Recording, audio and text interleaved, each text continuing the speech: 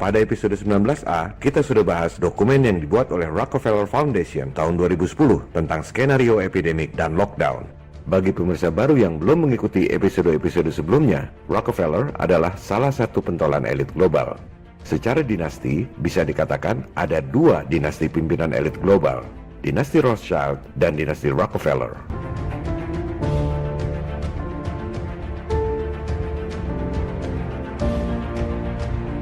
Rothschild lebih dulu ada, menguasai pemerintahan dan bank-bank sentral di Eropa.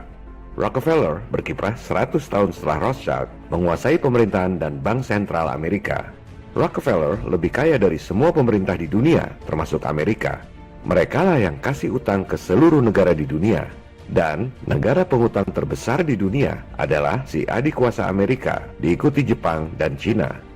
Gedung PBB yang megah di New York dibangun tahun 1949, sumbangan dari keluarga Rockefeller.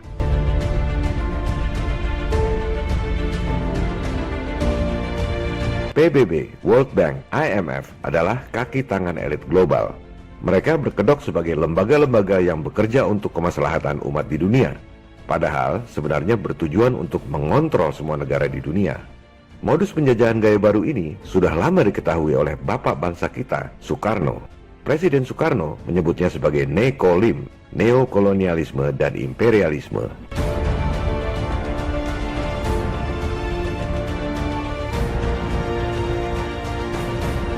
Elit global melakukan infiltrasi ke pemerintahan-pemerintahan dunia, militer, sains, LSM, dan lain-lain dengan menggunakan kedok yayasan.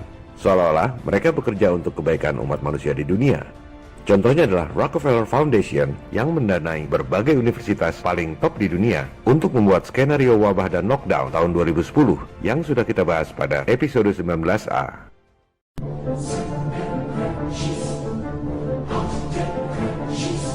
Sekarang kita dengar apa kata Rockefeller tentang tudingan bahwa keluarganya adalah elit global yang berkonspirasi merugikan umat manusia lain untuk menciptakan pemerintahan diktator dan otoriter, New World Order.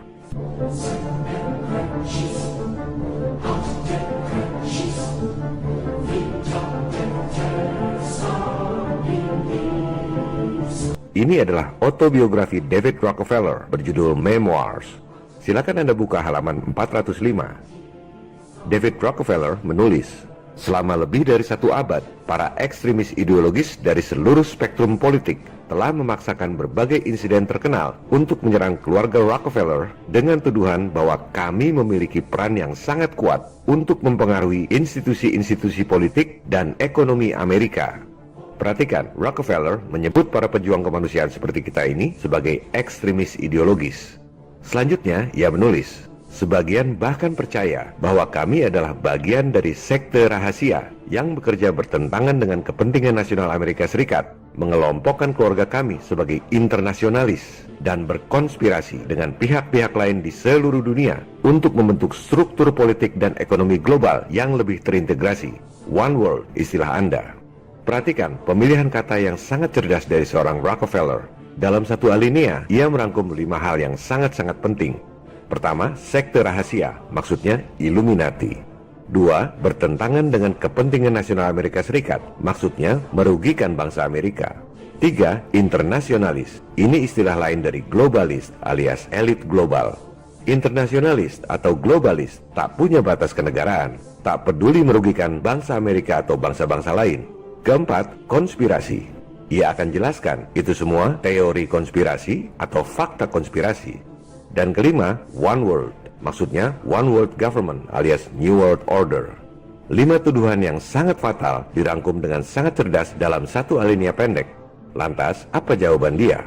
David Rockefeller menjawab, if that's the charge, I stand guilty, and I'm proud of it. Kalau itu tuduhannya, saya ngaku salah, dan saya bangga dengan itu. Atau dalam bahasa gaul, gua emang iblis, terus lu mau apa?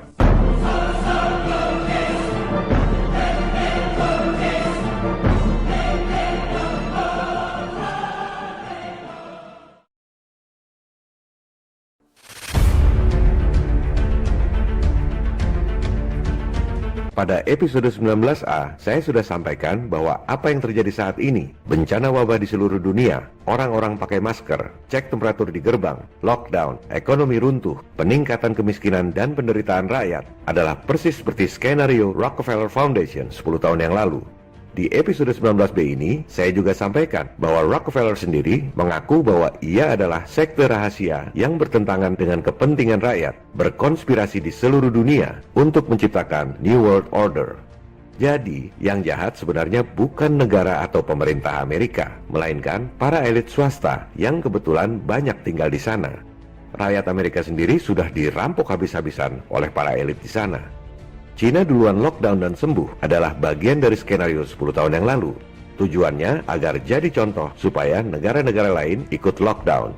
Sementara Amerika memang disetting untuk lambat lockdown, di mana nantinya akan disalahkan sebagai penyebab makin berjangkitnya virus. Itu semua adalah bagian dari skenario 10 tahun yang lalu.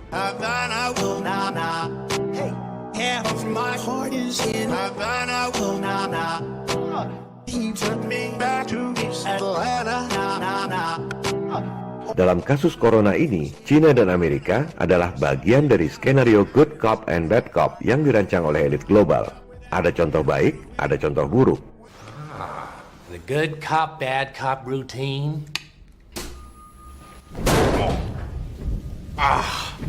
Apa yang saya sampaikan di episode 18 bahwa elit global akan datang pura-pura menawarkan bantuan utang sudah menjadi kenyataan.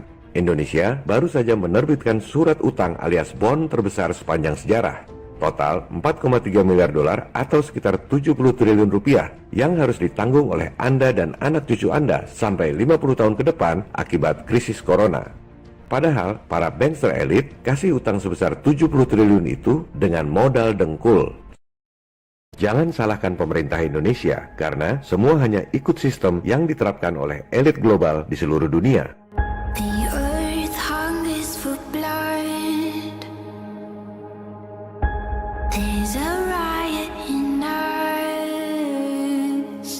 Semua suku, agama, berbagai macam aliran politik, dan bangsa-bangsa di dunia harus bersatu melawan penjajahan gaya baru, Nekolim, New World Order.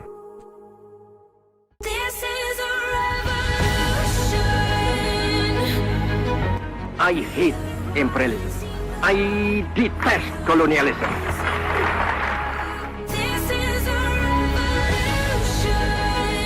Silakan download dan sebarkan video ini melalui grup-grup messenger dan medsos. Jangan berpikir upaya kita melawan kezaliman global ini berhasil atau tidak.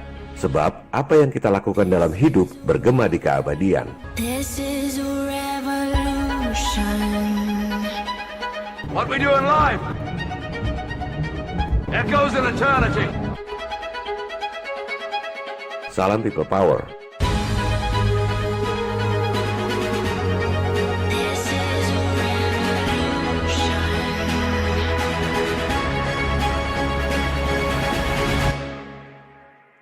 This is a revolution.